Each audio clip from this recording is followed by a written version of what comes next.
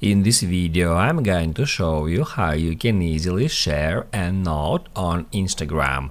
Be sure to watch the video to the very end so you don't make any mistakes, and of course do not forget to like this video and subscribe to my channel. Thanks guys.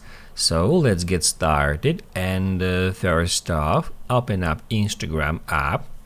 After that, we can go to our DMs by tapping at that button, and here towards the top of the screen, just under the search box, we can easily find that circle which says your note. All we have to do in order to share a note is just tap at that plus sign, and then we can just enter some text here. After that, we can choose whom we want to share this note with. We can tap right there at shared with, and then we can choose close friends or followers you follow back.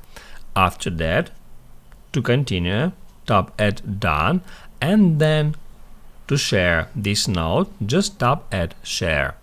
That's how you can easily share a note on Instagram.